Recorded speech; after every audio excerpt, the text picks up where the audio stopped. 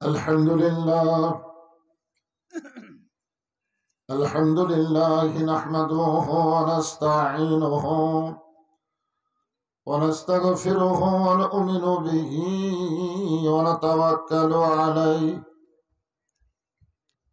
ونعوذ بالله من شرور أنفسنا ومن سيئات أعمالنا من يهدي الله فلا مضل له ومن يضلله فلا هادي له সকলে জবান খুলে বলেন আশহাদু আল্লা ইলাহা ইল্লাল্লাহু ওয়াহদাহু লা শারীকা লাহু وأشهد أن محمدا عبده ورسوله الذي أرسل رسوله بالحق بشيرا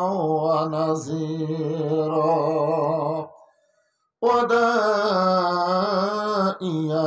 إلى الله بإذنه وسراجا منيرا فقد قال الله تعالى في كلامه المجيد والفرقان الحميد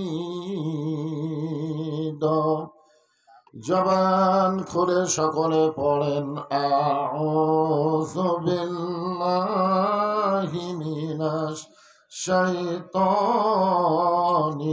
রাজিম বিসমিল্লাহির রহমানির রহিম ইয়া আইয়ুহাল্লাযীনা আমানু اتقوا الله حق تقاته ولا تموتن إلا وأنتم مسلمون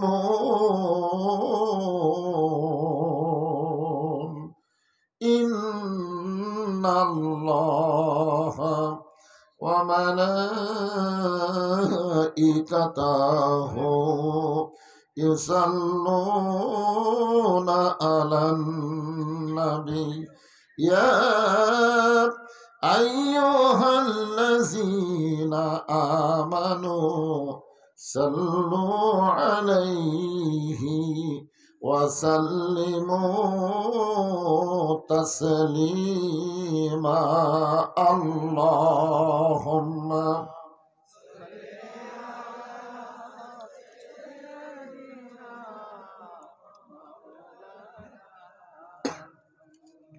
وعلى آل سيدنا شفيعنا ওরে নিষ্ঠুর তায়েববাসী মারলি পাথর নবীর গায় ওরে নিষ্ঠুর তায়েববাসী মারলি পাথর নবীর গায় তবু আমার দয়ার নবী তোদের জন্যে মুক্তি চায় আল্লাহুম্মা সাল্লি আলা মাওলানা মুহাম্মদ ওয়া আলা আলি সাইয়্যিদিনা শফিআনা উহুদের ময়দানে রাসূল ভেঙেছ দন্দন তথা রেখেছ এ জমিনে ইসলাম উহুদের ময়দানে রাসূল ভেঙেছ দন্দন তথা রেখেছ এ জমিনে ইসলাম ভুলে গেছি মোরা সে রাসূলের বিধান, ভুলে গেছি মোরা আল্লাহরই কোরআন, নামেতে শুধুই মুসলমান। সাল্লাল্লাহু আলা মুহাম্মাদ সাল্লাল্লাহু, জবান খুলে মোহাম্মদে সাল্লাল্লাহু আলা মুহাম্মাদ সাল্লাল্লাহু, মশরিকে হুব্বে মুহাম্মদ, সকলে বলি সাল্লাল্লাহু, मतलाए दीवानी माँ, मतलाए खुर्शीद इश्कास, सीनाए सुजाने माँ, बलागल उला बिकमालिही, कशाफत दुजा बिजमालिही, हसनत जमीअ खिसालिही, सल्लो अलैहि व आलिही, अल्लाहुम्मा आमीन। জান্নাতের বাগান থেকে জান্নাতি মানুষদেরকে নিয়ে আমি গুনাহগার তোমার রহমতের দরজায় দুখানা হাত তুলেছি আল্লাহ। হাসরের ময়দানে জাব্বার আর কাহার নামে রূপ নিয়া তুমি যখন বিচার শুরু করবে, তোমার সামনে দাঁড়ায়া সমস্ত নবীরা নফসি নফসি বলে কাঁদতে থাকবে। এমন কঠিন অবস্থা হাসরে হবে, সেদিন সমস্ত নবী তার উম্মতকে ভুলে যাবে, শুধু বলবে আল্লাহ আমার কি হবে, আমার কি হবে। একমাত্র দরদি নবী শাফাতের কান্ডারি ইয়া রব্বি হাবলি উম্মতি বলে সেজদায় পড়ে যাবে। সেই কঠিন মুসিবতের সময় আজকের এই মাহফিলকে ওসিলা করে আমাদের সবাইকে রাসূলের উম্মতের কাতারে আল্লাহ কবুল করে নিও। সুবহান রাব্বিকা রাব্বিল ইজ্জাতি আম্মা ইয়াসিফুন ওয়া সালামুন আলাল মুরসালিন আলহামদুলিল্লাহি রাব্বিল আলামিন। লা ইলাহা ইল্লাল্লাহ, লা ইলাহা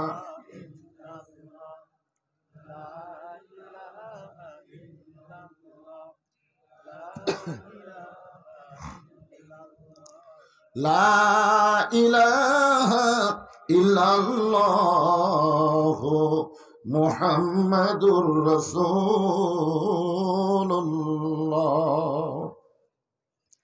রাসূলের মহব্বতে সকলেই বলবো সাল্লাল্লাহু আলাইহি ওয়াসাল্লাম।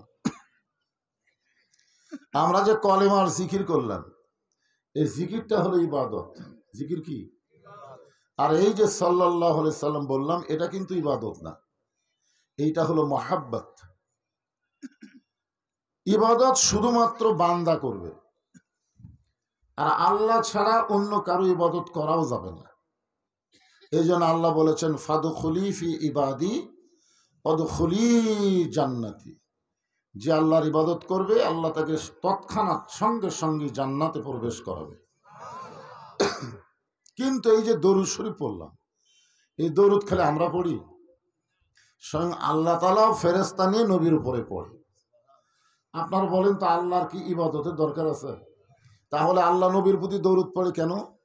নবীকে অত্যন্ত মহব্বত করে, আমরাও নবীরে মহব্বত করি। এই জন্য নবীর নাম শোনার সঙ্গে সঙ্গেই বক্তা বলার আগেই আপনার আপন ইচ্ছায় বলতে হবে সাল্লাল্লাহু আলাইহি ওয়াসাল্লাম। বললেন কোথায়? জগন্নাথপুরের মাহফিলে।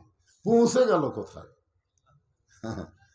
আপনি যখনই সাল্লাল্লাহু আলাইহি সাল্লাম বলেছেন সাথে সাথে একদল ফেরেশতা আপনার নামে দরুদগুলো রাসূলের রওজা মোবারকে পৌঁছায় দিল। হাসরের ময়দানে দেখা যাবে আমাদের নেকি আর পাপ ওজন করে, নেকির চাইতে পাপ বেশি। নেকির চাইতে কি বেশি? আল্লাহ সঙ্গে সঙ্গে ঘোষণা করবে একে জাহান্নামে ধাক্কায় ধাক্কায় পৌঁছে দাও। কারণ আমরা তো কেউ জাহান্নামে যাবার চাবো না, যাবার চাই আমরা চাবো না। তখন ধাক্কায় ধাক্কায় যখন নিয়ে যাবে ওই সময় আছেন আমার মুক্তার, আছেন আমার ব্যারিস্টার, শেষ বিচারের হাইকোর্টেতে তিনি আমায় করবেন পার, আমি পাপী রাসূল জাবিনদার। কেউ নাই। আল্লাহ কোরআনে বলেছেন ইয়া আইয়ুহান নাসু তাকু রাব্বাকুম আখশাও ইয়াওমান লা ইয়াজি ওয়ালিদুন আন ওয়ালাদিহি, যে হাসরের ময়দানে এমন একটা সময় আসবে, সেই সময়ে সন্তান মাকে চিনবে না, মা তার সন্তানকে চিনবে না, পিতা সন্তানের পরিচয় দেবে না, সন্তানও বলবে না যে এটা আমার বাপ। যখন কেউ কাউকে চিনবে না, ওই সময় আমাদের নবী আমাদের সবচাইতে আপন হয়ে আমাদেরকে জাবিন করবেন। জাবিন বোঝেন? আল্লাহর আদালতে আমাদের জাবিন করবেন কি দিয়ে? এই যে দরুদ শরীফ পড়লেন, এই দরুদের মহাব্বত দিয়ে আমাদেরকে জাবিন করা হবে। এই জন্য দরুদ শরীফ পড়ার ব্যাপারে কোনো দলিল খুঁজবেন না, এটা জায়েজ না না জায়েজ। মহব্বতের আবার দলিল কি? আমরা যে আব্বা আব্বা বলে ডাকি, কোনোদিন কি আমার বাপ এইটা সত্যি না মিথ্যা দলিল খুঁজছি? কোনোদিন মারে কইছি যে আমি কালো, আমার বাপ ফর্সা কেন? আমার বাপ হিসেবে সন্দেহ হয়। মা কয় না এটাই তোর বাপ। আমি যদি বলি মা এটা আমার বাপ, তাহলে দলিল দেন। মা বলবে তোর মহব্বত হলে আব্বা ডাক, না হলে ডাকিস না।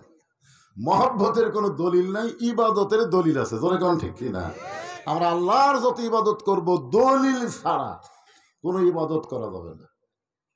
এই জন্যই নবীর মহব্বতে আমরা কোনো দলিল খুঁজব না। মহব্বতে অন্তর থেকে আমরা নবীর নাম উচ্চারণ করার সাথে সাথেই বলবো সাল্লাল্লাহু আলাইহি ওয়াসাল্লাম। জগন্নাথপুর মোগরপাড়া ও মেঘারপাড়া কবরস্থান সংলগ্ন হাফিজি মাদ্রাসার উন্নয়ন কল্পে আপনারা অত্যন্ত চালাক। অনেক জায়গায় দেখবেন খালি কবরস্থান আছে, মাদ্রাসা নেই। এরকম আছে না নাই? কিন্তু কবরস্থানের পাশে যখন মাদ্রাসা করবেন, তখন আপনারা জেতা মানুষের লাভের চাইতে যারা কবরে আছে তাদের লাভ বেশি। আপনারা সকলেই জানেন এখানে কোরআন তেলাওয়াত হয়, আর কোরআন তেলাওয়াতের পরে অবশ্যই সপ্তাহে কোনো একদিন হাফেজ হুজুর ছাত্রদের নিয়ে গোরস্থানের মাইয়াতের দোয়া করে কি করে না? এই জন্যই তো আমরা মাদ্রাসা করছেন। আর সেই মাদ্রাসার উন্নয়ন কল্পে আজকের এই মাহফিল আল্লাহ তাআলা যিনাকে সম্মানিত সভাপতির আসনে কবুল করেছেন, আলহাজ মোহাম্মদ আব্দুল করিম খান, উনি আছেন? আপনি? মাশাআল্লাহ। আজকের এই মাহফিলের সম্মানিত সভাপতিকে অন্তরের অন্তঃস্থল থেকে আমি শুভেচ্ছা জ্ঞাপন করছি। এই ছেলেরা পিছনে দাঁড়ায় থাকুক কেন? এত রাত হয়ে গেল, তাও তোমাকে পাও লাগা যায় না? দাঁড়ায় থাকতে থাকতে একসময় তো পা লাগা যায় না? তো বসো এখন। তোমরা তো বাড়ির যাওনি, যে বাড়িতে গেছো, আসো যখন তাহলে কিছু সময়ের জন্য বসো। আজকের এই মাহফিলের সম্মানিত প্রধান অতিথি, গত বছর ওনার সঙ্গে আমার দেখা হয়েছিল, তখন হাসিনা ছিল। ওই সময় আমার দেখা হয়েছিল ওই পাশের এক মাহফিলে। উনি এমপি ইলেকশনে দাঁড়াইছিল, তোর এখন ঠিক কিনা? তো নৌকা মার্কা নিয়ে না, বিদ্রোহী ড্যামি 24 সালে নির্বাচন যে কি হলো, ড্যামি নির্বাচন। আমাদের এলাকায় বিস্কুট ড্যাম হলে আর কেউ খায় না। তারপরে কোনো কিছু ড্যাম হলে বলে ড্যাম হয়ে গেছে। তো হাসিনা 24 সালে যে নির্বাচন করেছিল, এই নির্বাচনটা ড্যাম। এই ড্যাম হওয়ার কারণে বেশি দিন টিকেনি। জোরে কান ঠিক কিনা? তো যাই হোক, উনি আজকে নাই। আমি এখানে এসে ওনার সব খবরই শুনলাম। এই যে মাদ্রাসা করেছেন, ওনার সিংহবাগ উনি টাকা দিয়েছেন, মোটি হয়তো বলতেছে মোট টাকা দিয়েছেন। তা আসলে আওয়ামী লীগ করলে যে সব খারাপ তা তো না। সবাই কি খারাপ? আমরা হাসিনার কারণে আওয়ামী লীগ একটা সর্ববৃহৎ দল, এই দলের একটা দুর্নাম হচ্ছে। যাই হোক, আমরা প্রধান অতিথিকে শুভেচ্ছা জ্ঞাপন করছি। আজকের এই মাহফিলের সম্মানিত বিশেষ অতিথিবৃন্দ যিনারা এবং সম্মানিত অতিথিবৃন্দ, সম্মানিত সুধীজন, সকলকেই অন্তরের অন্তঃস্থল থেকে শুভেচ্ছা জ্ঞাপন করছি। সম্মানিত ওলামায়ে কেরাম, এ জাতির শ্রেষ্ঠ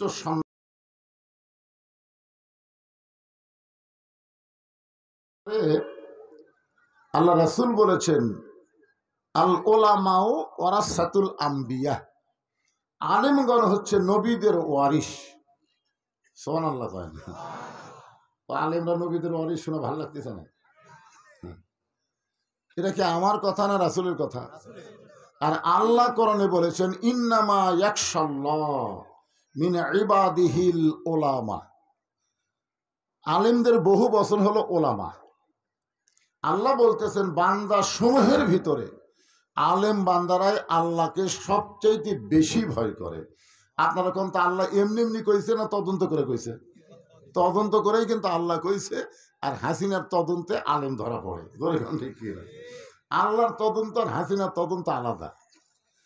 কারণ এই 15.5 বছরে হাসিনা যে ছিল, এই সময় সবচেয়ে বেশি নির্যাতন করেছে আলেমদেরকে। তো ঠিক ছিল। এই আলেমদের বিচার দুনিয়ার আদালত না করলেও আল্লাহর আদালত আছে না নাই? যেরকম আছে না নাই? হ্যাঁ, অনেক আলেমেরা তাহাজ্জুদে নামাজ পড়ে আল্লাহকে বলেছে, আল্লাহ, বাংলাদেশের সব কোর্ট তো হাসিনা দখল করছে, এই কোর্টে আমাদের বিচার হবে না, তোমার কোর্টে বিচার দিলাম, দেখি তুমি কি করো। আল্লাহ ধরে না, ধরলে ছাড়ে না। এইটা হাসিনা বুঝবার পারছিল না, যার কারণে বলছিল পালাবো না। আল্লাহ কয় পলাবি না। কি মনে করতেছেন? তো যাই হোক, যে সমস্ত আলেমের আমাদের মাঝখানে বসে আছেন, মঞ্চে উপবিষ্ট আছেন, মাগরিবের নামাজের পর থেকে এ পর্যন্ত কোরআন হাদিসের আলোকে যিনারা গুরুত্বপূর্ণ আলোচনা করে আপনাদেরকে শোনাইছেন, আলেম ওলামা সহ আজকের মাহফিলের বক্তাগণকে অন্তরের অন্তঃস্থল থেকে আমি শুভেচ্ছা জ্ঞাপন করছি। এই মুহূর্তে আমার সামনে যারা বসে আছেন, জিনাদেরকে আল্লাহ দয়া করে, রহম করে, মেহেরবানি করে আজকের এই জান্নাতের টুকরার মধ্যে কবুল করেছেন। আপনারা কিছুই মনে করলেন না? আচ্ছা, আপনার বুকে হাত দিয়ে বলেন তো যে আপনি এখানে আইছেন। এখানে আল্লাহ নিয়ে আইছে। কোরআন শরীফে আল্লাহ বলতেছেন, মা সাবাকা মিন হাসানাতিন ফামিন আল্লাহ। বান্দা বান্দির দ্বারা যত ভালো কাজ হয়, এই কাজ বান্দা বান্দি করে না, বরং আল্লাহ করায়। আপনারা বলেন, এই কোরআনের মাহফিলে বসা এটা ভালো কাজ না খারাপ কাজ? তাহলে ভালো কাজ কে করালো?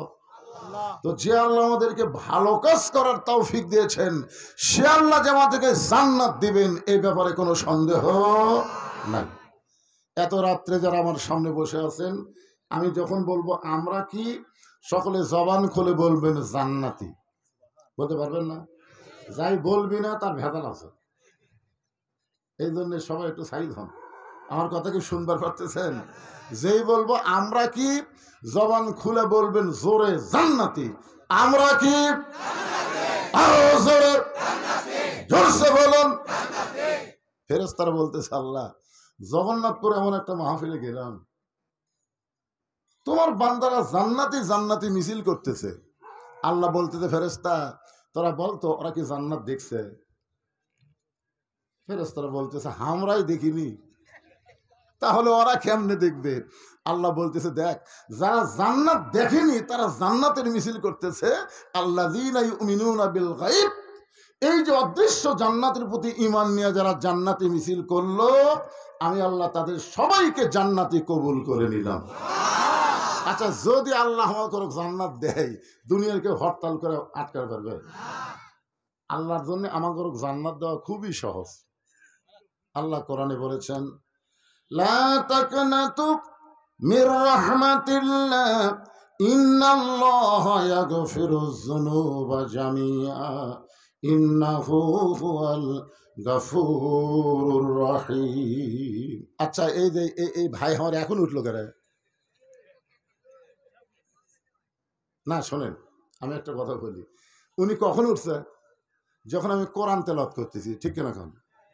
আর কোরআন তেলাওয়াতের সময় আপনি কোরআন তেলাওয়াত যখন বন্ধ হয়ে বক্তা ওয়াজ করবে তখন ওঠেন, কিন্তু কোরআন যখন তেলাওয়াত হয় ওই সময় আল্লাহ বলেছেন ওয়াইযা কুরিয়াল কোরআনু ফাসতামিউ লাহু ওয়ানসিতু লাআল্লাকুম তুরহামুন। কোরআন তেলাওয়াতের সময় চুপ থেকে ধৈর্য ধরে কোরআনকে শোনা লাগবে। জোরে কোন ঠিক কিনা? ওই সময় ওটা মানে কবিরা গুনাহ, তওবা ছাড়া মাফ হবে না। এই জন্য আমি ওনাকে বললাম কেন উঠলেন? না না আপনি গল্প, আমি যখন ওয়াজ করতেছি, এই এখন ওয়াজ করছি, ওঠেন যান। আপনার যদি ওয়াজ না শোনেন আল্লাহ ঠেকা আছে? যখন ঠেকা আছে নাই তো। আর বদরুশিদেরও ঠেকা নাই তো, বুড়া হয়ে গেছি। এখন না শুনলে আপনাকে দাওয়াত দেবেন না, দুটার চলবি না রে। ওরা টেজে তাহলে লোক উঠে যায়, আমার দাওয়াত কমে দেবে, বউ ছেলে আরাম করবো। কিন্তু আপনাদের কারণ ওই বুড়া বয়সেও তো বউ ছেলে পাচ্ছি না। কথাটা গুরুত্ব দিয়ে শুনবেন, এটা কি আমার কথা না আল্লাহর কথা? যখন কোরআন তেলাওয়াত হয়, কেউ যখন কোরআন পড়ে, তোমরা চুপ থেকে ধৈর্য নিয়ে এটা শ্রবণ করো। কার কথা? যে পড়লো এবং যারা শুনলো, উভয়ের উপরে আল্লাহর অবারিত রহমত বর্ষণ হয়ে গেল। হ্যাঁ, এর আগেও যখন আইছিলাম ওই একই অবস্থা, পিছনে খালি খাড়া হয়ে থাকে, বসে না। বসা লাগবে তো, জায়গা নাই। কিসের জায়গা নাই? সবচাইতে ঘন বসতি দেশের নাম হলো বাংলাদেশ। আপনার পৃথিবীর মানচিত্র বোঝেন? সামান্য একটা জায়গার মধ্যে 20 কোটি মানুষ খালি কিলবিল করতেছে। এত ঘন বসতি পৃথিবীর আর কোনো দেশ নাই। সেই দেশে যদি 12 লক্ষ রোহিঙ্গা মুসলমানকে আমরা জায়গা দেই, আপনার বলেন তো রোহিঙ্গা মুসলমানকে জায়গা দিয়ে আমরা কি বুঝলাম? যে জায়গা দেওয়ার অভ্যাস আমাদের আছে। যতই ঘন হই ভাই, জায়গা দেওয়ার অভ্যাস আমাদের আছে। এখন রোহিঙ্গা মুসলমানকে যদি জায়গা দেবার পারেন, যারা দাঁড়িয়ে আছে ওরা কি রোহিঙ্গা? তো ওদের জায়গা দেওয়ার জন্য একটু চাপে বসেন না কেন? শীতের রাত, যত চাপবেন ততই মজা পাবেন। আসেন আসেন, সামনে একটু চাপে আসেন। আসেন বাবা, ওই যে ফাঁক ফাঁক দেখা যায়, আসেন বাবা, একটা হরকতে বরকত হবে। খালি ঝুঁকে সামনে আসে। আমার ভাই কি বললো, 500 বছরের জান্নাতের রাস্তা আপনি অতিক্রম করলেন এক ঝাঁকিতে। এক ঝাঁকিতে 500 বছর, তাহলে কি বুঝতেছেন? 2 ঝাঁকিতে 1000 বছর। হ্যাঁ, এই জন্য সামনে আসেন। যারা আছেন আসা মাত্র বসবেন। হ্যাঁ, জিকির করেন আর সামনে আসেন। লা ইলাহা ইল্লাল্লাহ, লা ইলাহা। এরপরও দাঁড়া আছেন কারে? বসেন বসেন বসেন। এত রাত হয়ে গেছে, তারপর আমরা দাঁড়া থাকবো না তো। আমাদের একটা বিবেক বিবেচনা আছে। মানুষ আসলে তাকে বসতে দেওয়া সুন্নত। জোরে কোন ঠিক কিনা? বসতে দেওয়া কি সুন্নত? হ্যাঁ, যে কথা বলতেছি একটু খেয়াল করেন। আমার সামনে যারা বসে আছেন, আমি আমার অন্তরের অন্তঃস্থল থেকে আপনাদের সবাইকে শুভেচ্ছা জ্ঞাপন করছি। সম্মানিত মা বোনেরা আছে না নাই? আচ্ছা, এত রাত্রে মা বোনেরা আছে? আচ্ছা ঠিক আছে, শোনাচ্ছেন না তো, দেখাচ্ছেন না। প্রজেক্টর মানে কি? ওরা বক্তা দেখতেছে। আসলে বক্তা দেখা সওয়াব না পাপ? আপনাদের কি মনে হয়? তো যদি পাপ হয় তাহলে প্রজেক্টর দিলেন কেন? আমার দোষ নেই, আমি তো দিইনি। এই জন্যে খালি এই মেয়ে মানুষ আমাকে দেখে দেখে, আমাকে কালো মানুষের কালো কাপড় পরা লাগে। খালি এই মেয়ে মানুষ দেখে দেখে আমার বউ আবার কয়, তুমি কালো মানুষ, একটু ঘিয়া রঙের সাদা রঙের জামা পরলে খুব ভালো হয়। তুই তো বুঝবো না, মান অন্য জায়গা। কারণ কালোর উপরে মানুষের আকর্ষণ কম। কালোর উপরে মানুষের কি কম? আকর্ষণ কম। মেয়েরা যখন কালো বোরকা পরে রাস্তায় যাবে, মরদ মানুষ তখন তাকাবে না, কালো এটা পেটনি যাচ্ছে। আর যদি রেয়াং বরঙ্গের বোরকা পরে ভাই, তখন ওর মেয়ের ঢপ না দেখার জন্য বোরকার জন্য 2 বার তাকায়। তা আমি এমনি কালো, আবার কালো পোশাক পরছি, আর আমার ভূতের মতন দেখতেছে। তোর এখন কথা ঠিক কিনা? বেশিক্ষণ তাকা থাকা পারবি না, ভয় লাগবে। আসলে প্রজেক্টর মেয়েদের জন্য পুরুষ মানুষ দেখা, এটাও পর্দার খেলা। যাই হোক, এখনকার মেয়েরা খালি শুনবে না, দেখবারও চায়। আমার সম্মানিত মা বোনদেরকে অন্তরের অন্তঃস্থল থেকে শুভেচ্ছা জ্ঞাপন করে দীর্ঘ কয়েক বছর পরে আপনাদের এলাকায় এসে জিজ্ঞাসা করতেছি, আপনারা কেমন আছেন? আলহামদুলিল্লাহ রাব্বিল আলামিন।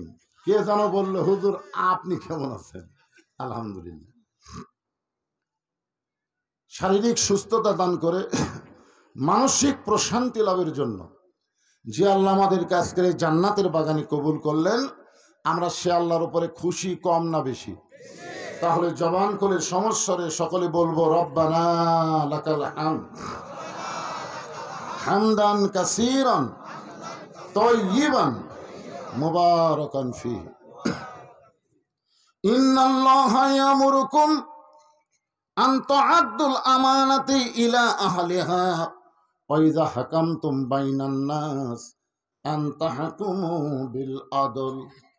হযরত ওমর ফারুক সাহাবীদের সামনে এই আয়াতকে নিয়ে আলোচনা করতেছেন। আমি যে আয়াতে কারিমা তেলাওয়াত করলাম, এই আয়াত আমরা 54 বছর ধরে বাংলাদেশে বহু শাসন দেখলাম, ঠিক কিনা বলেন? আমি জন্মের পরে দেখছি শেখ মুজিবরের বাংলাদেশ, তারপরে দেখলাম শহীদ জিয়ার বাংলাদেশ, তারপরে দেখলাম এরশাদ চাচার বাংলাদেশ। মরদ মানুষ দেখা শেষ, আর আমাকে মরদ মানুষ দেখা হলো না।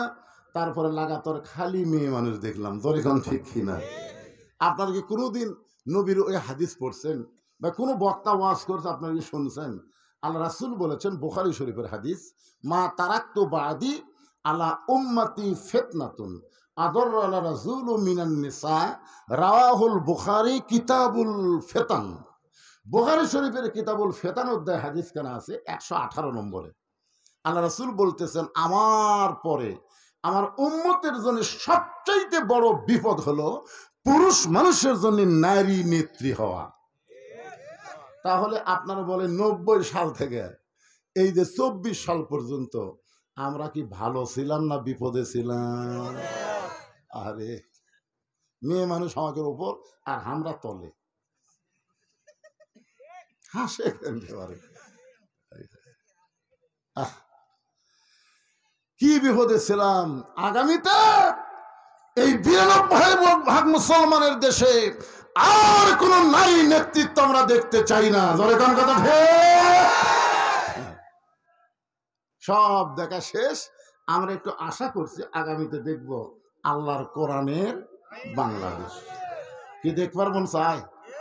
আসলে কেমন বাংলাদেশ হবে এইটাকে সামনে নিয়ে হযরত ওমর আলোচনা করতেছেন, সাহাবীরা পাগলের মতন আলোচনা শুনতেছেন। এমন সময় এক বেদুইন সাহাবী মসজিদ নববীর মধ্যে ঢুকে দাঁড়িয়ে থাকলেন, যেরকম ওরা দাঁড়িয়ে আছে। ওমর ফারুক বললেন, এজলেস। এজলেস মানে আরবি শব্দ, এজলেস এটা আমরের সিগা। এজলেস ইয়া সাহাবী, এই বেদুইন সাহাবী বস। ওই বেদুইন সাহাবী বলতেছি, আমিরুল মুমিনিন আমি তো বসবার আসিনি। তো কি জন্য আইসা? বলে আমি ওয়াজ করবার আইছি। আপনার বলেন, যিনি ওয়াজ করতেছেন তিনি কে? কথা বলা লাগবে, তিনি কে? তিনি শুধু ওমর? আল্লাহ রাসূল বলেছেন, আমার পরে কেউ যদি নবী হতো, লাউ কানা ওমর, আল্লাহ ওমরকে নবী বানায় দিত। এই কোরআন শরীফের 23টা আয়াত। জোরে বলেন, কয় আয়াত? ওমর ফারুকের সাথে আল্লাহর মতের মিল মিলে যাওয়াতে আল্লাহ তাআলা 23টা আয়াত কোরআনে নাজিল করেছে। জোরে কোন সুবহানাল্লাহ। আল্লাহ রাসূল বলেছেন, হাসরের ময়দানে আল্লাহ ওমরকে নবীদের কাতারে দাঁড় করায় দিবে।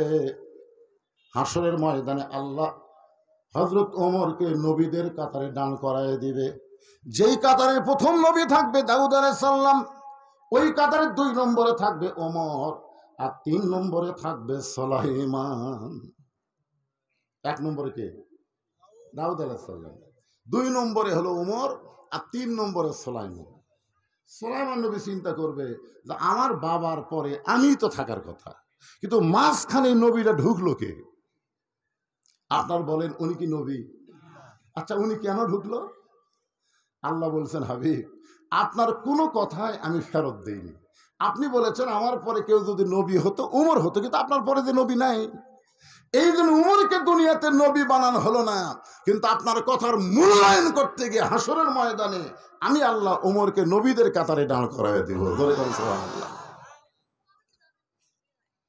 আল্লাহর যত নবী আছে সমস্ত নবীরাই হলো বুদ্ধিমান। চালাক নবী হলো দুইজন, আপনাকে মনে আছে? সমস্ত নবীরা কি বুদ্ধিমান, আর চালাক কয়জন? একজন চালাকের নাম হলো মুসা, আর এক চালাকের নাম হলো সুলাইমান। সুলাইমান চিন্তা করতেছে আমার বাপের পরে তো আমারই থাকার কথা রে, এটা কোন নবী ঢুকলো? পিঠে হাত দিয়ে বলতেছে আপনি কোন নবী ভাই? আপনার ইসমে শরীফ একটু শুনবার চাই। ইসমে শরীফ মানে নাম। ওমর ফারুক বললেন অলিমান খাফা মাকাম রাব্বিহি জান্নাতান।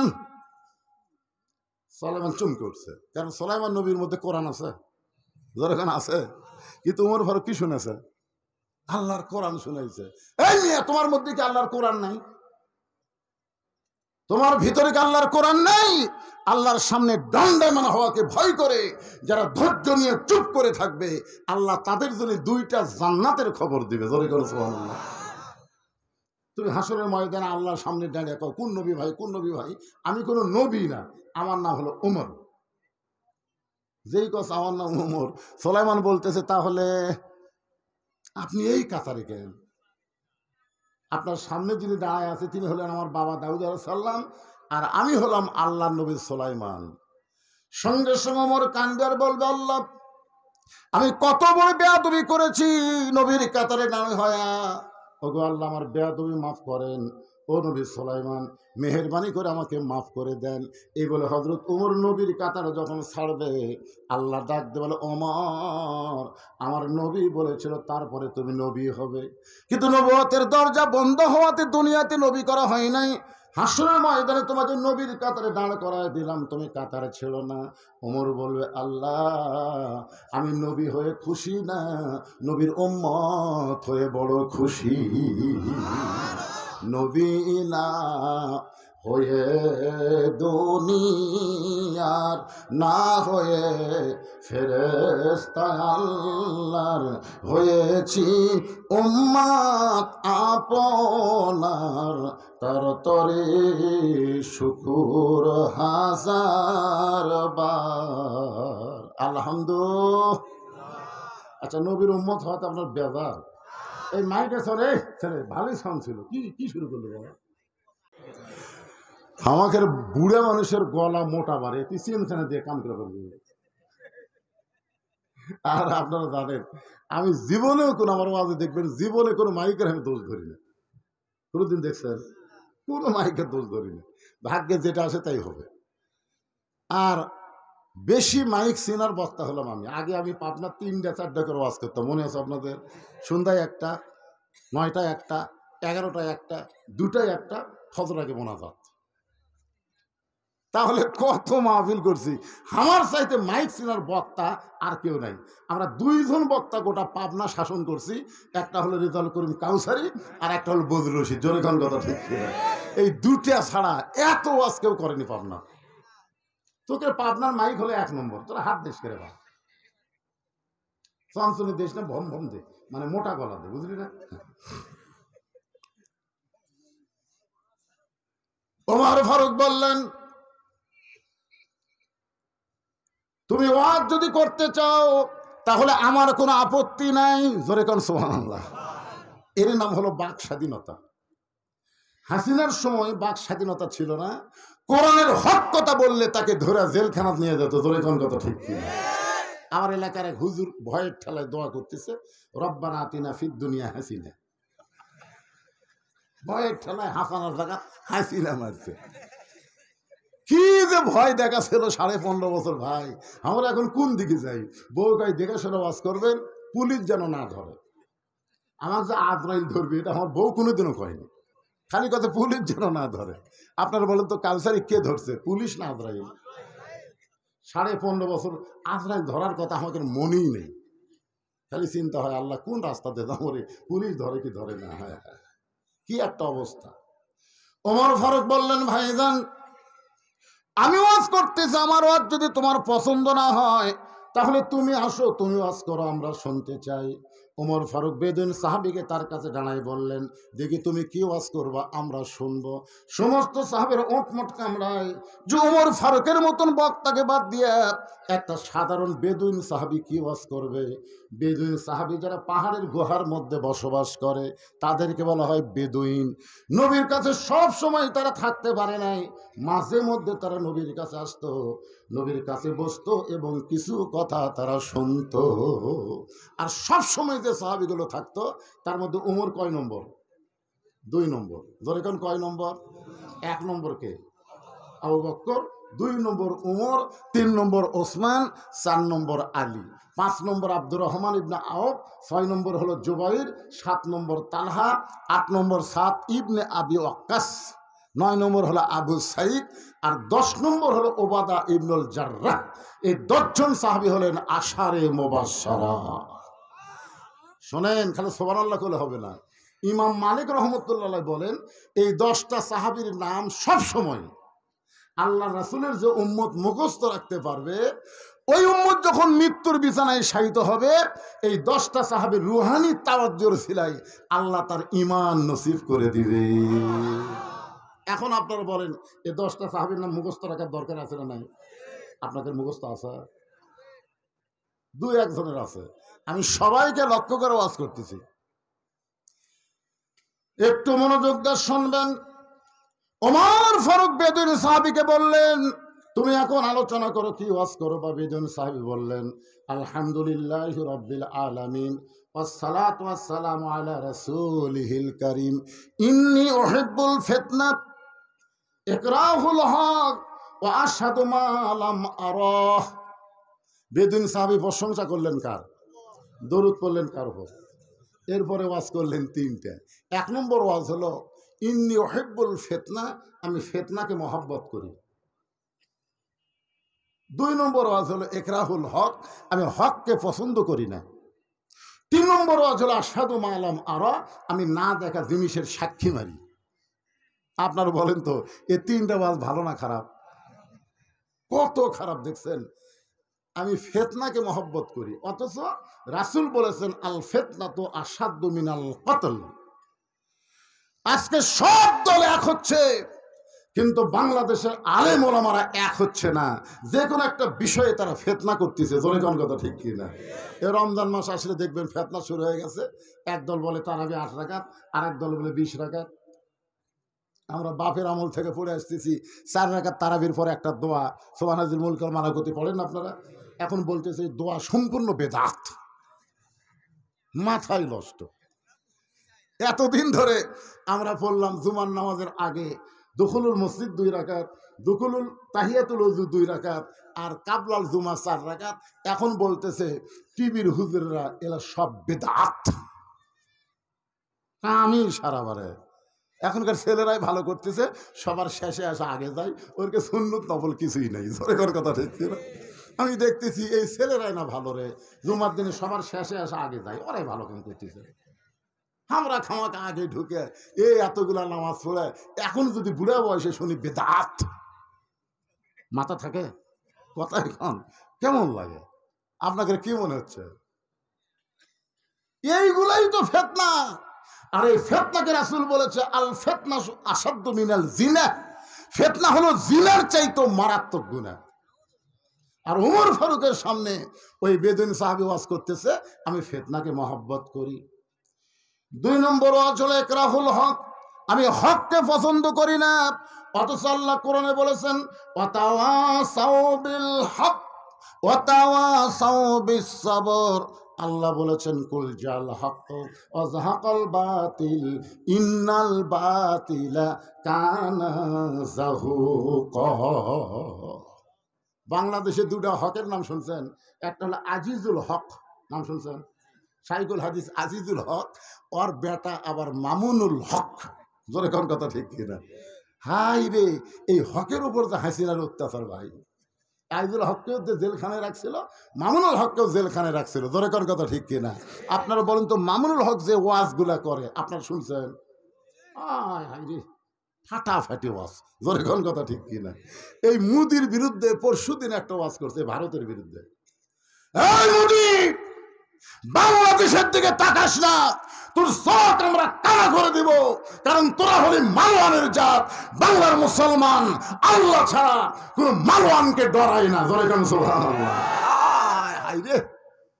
এই ওয়াজটা আমার গোটা ভারত তোলপাড় হয়ে গেছে। আর একটা ওয়াকাম আছে, ওই ভারতের একটা লেসপান্সার সাংবাদিক, নাম হলো মুন্নি সাহা। জোরে কার নাম কি? এই শালি ধরা পড়ছে। আপনার মুন্নি সাহেব দেখছেন? ওই কিন্তু মেয়ে মানুষ, কিন্তু সাইজ মরদের লাগাল। জোরে কান ঠিক কিনা? আমার মনে হয় না ওই মেয়ে মানুষ হলো হিজড়ে। এই মুন্নি সাহা কিন্তু ভারতের দালাল। গতকাল যখন ধরা পড়লো, আমি তখন খুশি হয়ে 2 রাকাত নামাজ পড়লাম। যাক বা মুন্নি সাহা ধরা পড়ছে। আজকে ফেসবুক খুলে দেখি ভারতের চাপে বর্তমান ইউনূস সরকার তাকে জামিন দিছে। মাথায় নষ্ট। যে ইউনূস আমরা বিপদে পড়লে পড়ি, আর সেই শালা ইউনূস এই মুন্নি শাহ জামিন দিছে।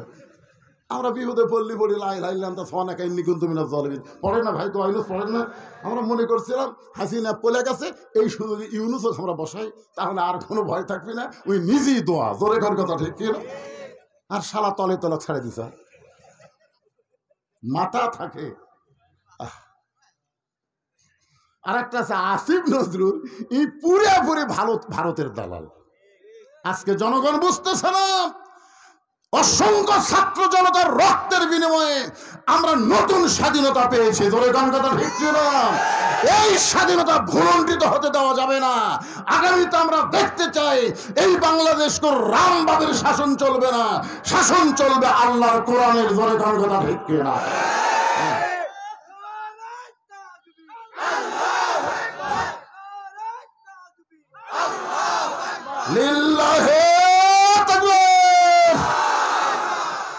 আপনি এখান থেকে এক ছেলে তকবির দিচ্ছে, আপনার যদি না দেন তাহলে ওরা মনে করবে যারা তকবির দিল না এরা কার দলের।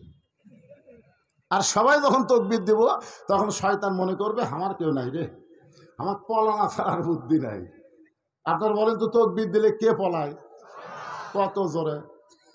রাসূল কাছে যত জোরে তকবির দিবা তত জোরে শয়তান পালায় যাবে। দৌড়ানোর সময় পিছন দিকটা বাতাস বের হবে। তা আমাদের গলা কি জুরি না কমজোরি? আমরা ওই ভারতের পারমাণবিক বোমাকে তকবির দিয়া বাস করতে চাই। জোরে কোন কথা ঠিক কিনা?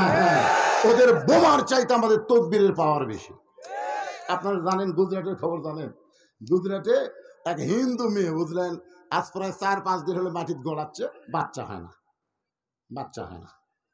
তখন বাপ মা বললো সিজার করার জন্য হাসপাতালে চলো।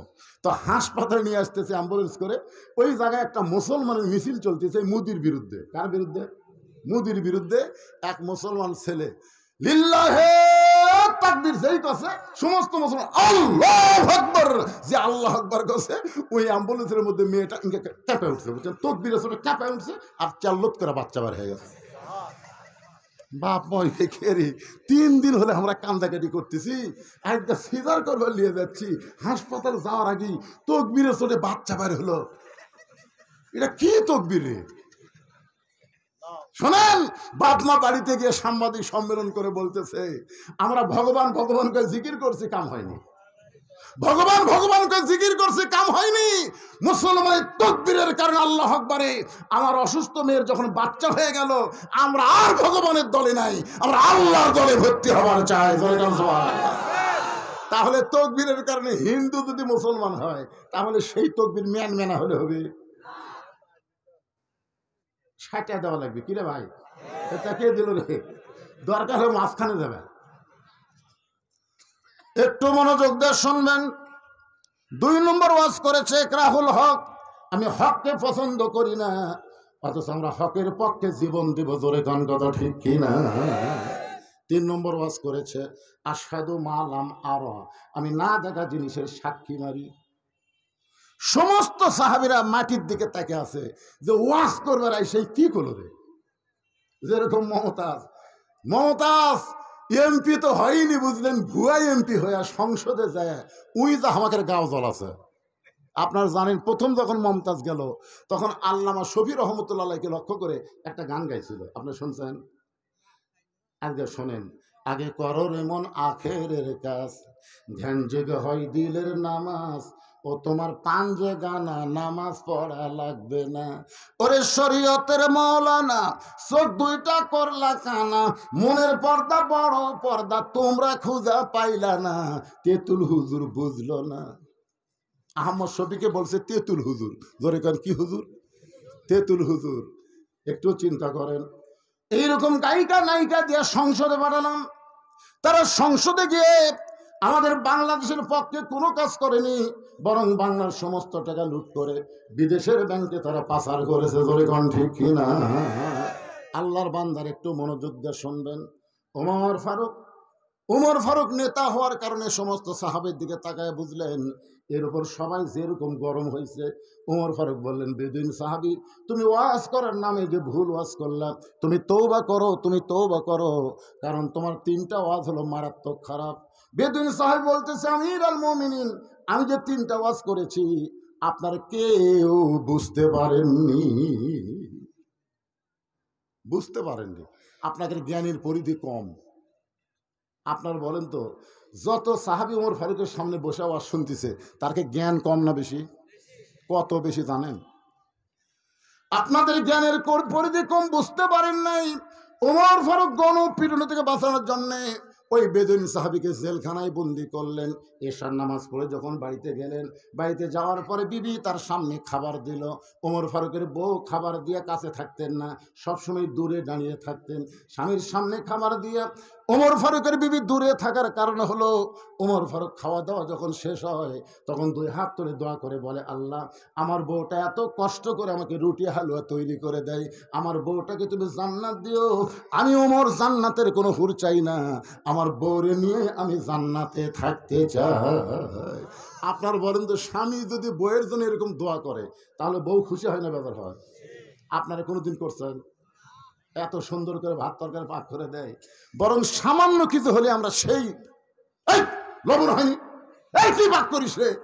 আর ওমর ফারুকের বউ বলতেছে, আমার স্বামীর সামনে যতবার আমি খাবার দেই কোনোদিন দেখিনি যে আমার খাবার পাক করে একটা দোষ ধরছে, বরং খাওয়া শেষ হলে 2 হাত তুলে দোয়া করে, আল্লাহ, আমার বউকে তুমি জান্নাত দিও, আমি জান্নাতে হুর চাই না, আমার বউরই নিয়ে আমি জান্নাতে থাকতে চাই। আপনারা কি জান্নাতে বউ চান না হুর চান? কথা কয় না, হুর চান? আমার মায়েরা যারা পর্দার অন্তর আছে ওরা খালি খেপে যাচ্ছে। 4 বার আল্লাহ শপথ করছেন, দেখেন 4 বার, কয়বার? অতীন ওয়াজাইতুন ওয়াতুরি সিনিন ওয়াহাযাল বালাদিল আমিন। তারপর আল্লাহ বললেন, লাকাদ খলাকনাল ইনসানা ফি আহসানি তাকবীর। আল্লাহ বলতেছেন, মানুষকে আমি আল্লাহ তাআলা সর্বোত্তম আকৃতি দিয়ে সৃষ্টি করেছি। যেরকম সুবহানাল্লাহ। আপনারা বলেন তো, মানুষের মধ্যে মেয়ে মানুষ আছে না নাই? কথা কন আছে না নাই? এখন মানুষ যদি সবচাইতে সুন্দর হয়, আল্লাহ 4 বার শপথ করে কয়, তাহলে আপনাদের কাছে বউ সুন্দর না হুর সুন্দর? জোরে কোন বারে মেয়ে মানুষ একটু শুনুক, বউ সুন্দর না হুর সুন্দর? আপনার জান্নাতে হুর চান না বউ চান? হ্যাঁ, সবাই বউ চাবেন, সবাই জান্নাতে কি চাবেন? বউ চাবেন। হুর হলো বোনাস, বউ হলো আসল। আসল বাদ দিয়ে আপনার নকল চান কেন? ওমর ফারুকের বিবি দূর থেকে দেখে বড় শান্তি পায়, কিন্তু আজকে হযরত ওমর মুখের সামনে খাবার নিয়ে বিসমিল্লাহ বারকাতিল্লাহ বলে রুটি ছিনে যখন হালুয়া মুখে দিবেন, এমন সময় ওমর ফারুকের ইন্নাল্লাহা ইয়ামুরুকুম আন তুআদ্দুল আমানাতি ইলা আহলিহা ওয়া ইযা হাকামতুম বাইনান নাস আন তাহকুমু বিল আদল, এই আয়াতটা সামনে এসে বলতেছে, ওমর, তোমার ক্ষুধা লাগতেছে আর তুমি খাইতেছো, যাকে জেলখানায় বন্দি করেছো সে খাইছে কিনা একটাবার খবর নিছো? এর নাম কি? বিবেক। জোরেখানার নাম কি? বিবেক। 12,000 টাকার জন্য মা তার সন্তানকে বিক্রি করে। এই বাংলাদেশে 12,000 টাকার অভাবে মা তার সন্তানকে বিক্রি করে, আর সেই বাংলাদেশের হাসিনা 400 কোটি টাকা দেওয়ার বাপের মূর্তি বানায়। জোরে কোন কথা ঠিক কিনা? আপনার বলেন তো, বিবেক আছে না? বিবেক কুত্তে পেশাব করেছে। যেই বলবো বিবেক আছে না, কুত্তে পেশাব করে, সবাই জোরে খাবেন, মিডিয়ার মাধ্যমে সব চলে যাবে। জোরে কোন কথা ঠিক কিনা? 12,000 টাকা দিয়ে সন্তান বেচা খায়, আর মরা বাপের জন্য 400 কোটি টাকা দিয়ে মূর্তি বানায়। সে মূর্তি আছে? হায় হায়, 6 তারিখে যা ভাঙ্গা ভাঙ্গি হলো ভাই। আমাকে বগুড়া জেলায় 19 যন্ত্র দিয়ে খুঁজলেও একটা মূর্তি নেই। এই মোড়ে মোড়ে সব থুছিল, এক একটা ভাঙ্গিয়া পায়ের তলে ফেলে গুড়ে করছে। হাসিনা জানে না এই বাংলার মুসলমান হলো ইব্রাহিমের সন্তান। জোরে গান কথা ঠিক কিনা? আমাদের জাতির পিতা মূর্তি রাখিছে না ভাঙ্গিছে? তা আমরা তার বেটা হয়ে মূর্তি থমো? প্রয়োজন হলে আমরা হিন্দুকের মূর্তি পহরা দেবো, কিন্তু মুসলমানের কোনো মূর্তি আমরা রাখবো না। জোরে গান কথা ঠিক কিনা? এখন আপনারা চিন্তা পড়ে গেলেন, হুজুর হিন্দুকের মূর্তি পহরা দিবেন কেন? আমি এক হিন্দুকে বললাম, কে ভাই তোরকে মূর্তি আমরা পহরা দিলাম, আর তোরা পানির মধ্যে নিয়ে এসে লাত্তা ভাঙলু, কারণ কি? হুজুর আমরাও তো চিন্তা করি, আমরা মূর্তিকে পূজা করি হুজুর। এক হিন্দু বলতেছে, গভীর রাত্রে ওই যে 10 হাত এরকম বর্ষা ধরে আছে কালি, আমরা ঘি দিয়ে নারকেল বড়ি দিয়ে এলাম। আমি দিয়ে এসে আর একটু রাতে যায় দেখি কুত্তে নারকেল বড়ি খাচ্ছে, ওই 10টা হাত দেখালি দেখতেছে, কিছুই করার পারতেছে না। আমি চিন্তা করি এতগুলো হাত নিয়ে যায়, কুত্তে খেতে পারে না, এক পূজা করে কোনো লাভ আছে? এই জন্য 10 তারিখে ভাঙ্গা গুঁড়া করে দেয় হুজুর। আমি বললাম, ভাই আমরাও মূর্তি পাহারা দেইনি রে। তাহলে কি পাহারা দিয়েছেন? আমি বললাম, আমরা মূর্তি পাহারা দেইনি, আমরা ষড়যন্ত্র পাহারা দিয়েছি। ধরে কোন কথা ঠিক কিনা? কারণ আমাদের 3 দিকে মালাউনের জাত, একটু কিছু হলেই এমনি দেখেন ইসকন নামে একটা হিন্দু উগ্র গ্রুপ আমাদেরকে কোণঠাসা করার চেষ্টা করতেছে। ধরে কোন কথা ঠিক কিনা? আমরা মুসলমান জীবন থাকতে এই শহীদ শাহজালালের দেশ, ওই আল্লাহর দেশে কোন হিন্দুদের দাদাগিরি চলবে না। ধরে কোন কথা ঠিক কিনা? গৌর গোবিন্দকে শাহজালাল যেরকম সাইজ করছে, আমরা কিন্তু শাহজালালের অনুসারী। ঠিক কথা কন? হিন্দুরা যেন মাথা তুলবার না পারে, আসু ভালো থাকে। আমি একটা হিন্দুকে বললাম, কে রে ভাই বাংলাদেশে তোর কোনো কষ্ট হচ্ছে? এই মোদিতে মাঝে মধ্যে কয় আমরা নাকি হিন্দু নির্যাতন করতেছি। হিন্দু মুসকে মুসকে হাসার কয়, মামা আমরা জামাইয়ের সম্মানে আছি। বর্তমানে বাংলাদেশে হিন্দুরা জামাইয়ের সম্মান আছে। জোরে কোন কথা ঠিক কিনা? ভাই জান এই কথাগুলো হোহা করেন সব মিডিয়ার মাধ্যমে, ভারতে চলে যাবে, ওরা দেখুক যে বাংলাদেশে মুসলমান হিন্দুদের মধ্যে কোনো গন্ডগোল নাই। আমরা মূর্তি পাহারা দিছি ষড়যন্ত্রকে ধরার জন্যে। আমরা ধরেছি 2 জন, একটা হলো ছাত্রলীগ, একটা হলো যুবলীগ। এই যে চিটাগাঙ্গে যে উকিলকে মারলো, কয়েকজনকে মারলো না উকিলকে, নাম হলো আলিফ, কি নাম? হ্যাঁ সাইফুল ইসলাম আলিফ, শেষে আলিফ তো আছে নাই? আলিফ 6 জন ধরা পড়ছে, এক শালাও হিন্দু না, সব কয়টা ছাত্রলীগ আর যুবলীগ। এই কি বুঝতেছেন? যে কয়টা ধরা পড়ছে একটাও হিন্দু না। তার মানে সাইফুল ইসলাম আলিফকে কোন হিন্দু মানেনি, মেরেছে সন্ত্রাসী ছাত্রলীগ আর যুবলীগ। যেরকম কথা বলেন, এই বারবার হিন্দু সাজা, রেকশলা সাজা, আনসার লীগ সাজা, এরা মাঠে আসতেছে। আমাদের বগুড়াতে এখন 3টা লীগ হয়ে গেছে, একটা হলো হতাশা লীগ, একটা হলো গুজব লীগ, একটা হলো আফসোস লীগ।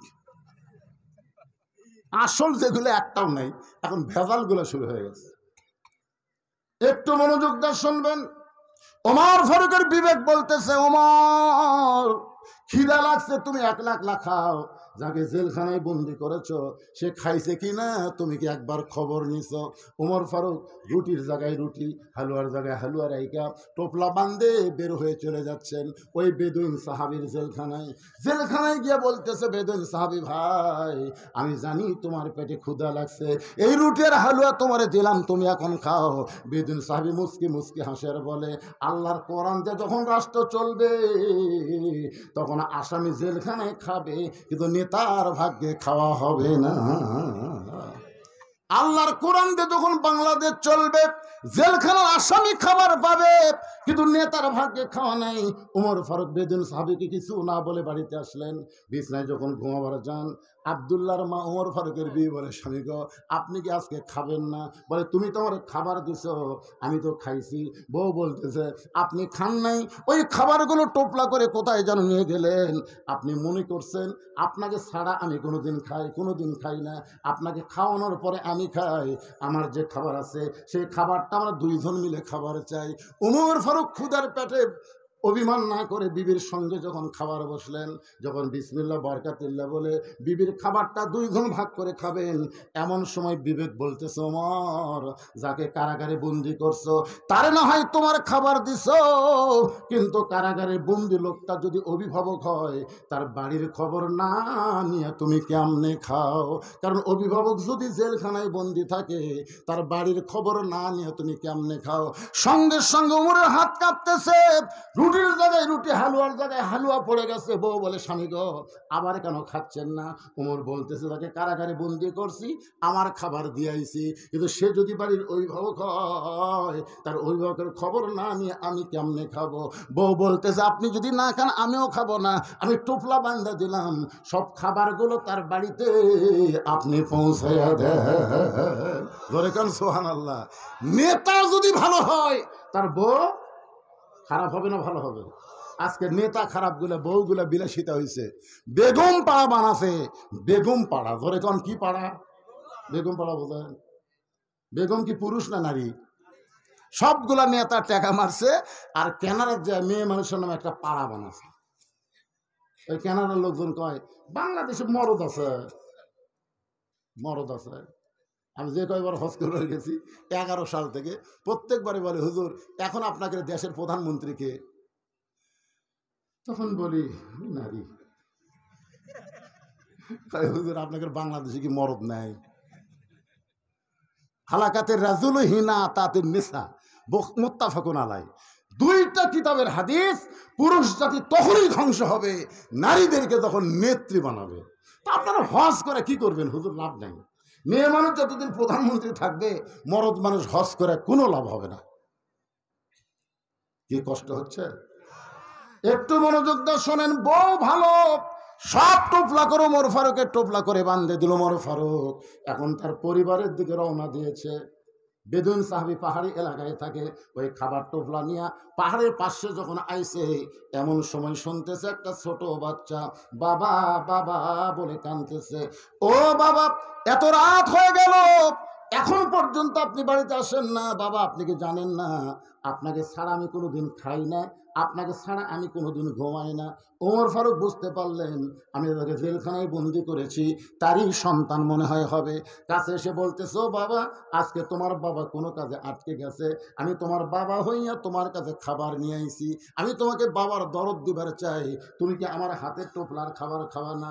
সঙ্গে সঙ্গে ছোট্ট বাচ্চা বলতেছে পথিক তুমি কি আল্লাহর কোরআন পড়ো?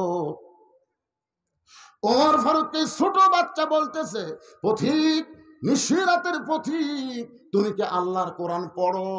ওমর ফারুক বলতেছে বাজান আমি অবশ্যই আল্লাহর কোরআন পড়ি। ছোট্ট বাচ্চা বলতেছে আল্লাহর কোরআন যদি পড়ে থাকো তাহলে তুমি কি পড়েছো? ওয়াকাযা রাব্বুকা আল্লা তা'বুদু ইল্লা ইয়াহু ওয়া বিল ওয়ালিদাইনি ইহসানা। তুমি কি পড়েছো যে আল্লাহর পরেই সন্তানের কাছে হলো তার বাপ মা?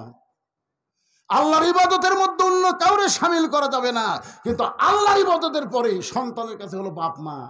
আমার বাপ মা ছাড়া তুমি আমার বাবা হইয়া আমাকে তুমি খাবার দিবার চাও, পথিক যতই বাবার আদর দেবার চাও তুমি আমার বাবা না, আর আমার আসল বাবা ছাড়া দুনিয়ার কোনো নকল বাবাকে আমি মানি না।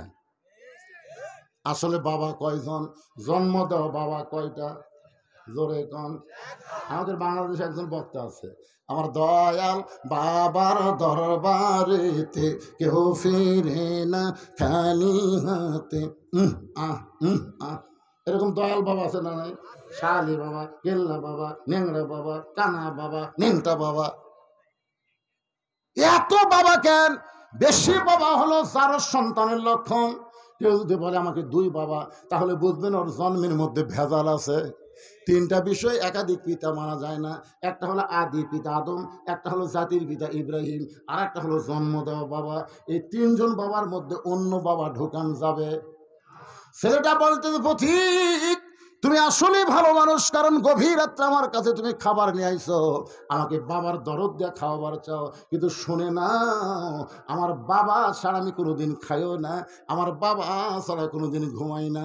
সঙ্গে সঙ্গে হযরত ওমর ওই ছোট বাচ্চাকে কাঁধে তুলে নিচে, ধরে কান সুবহানাল্লাহ।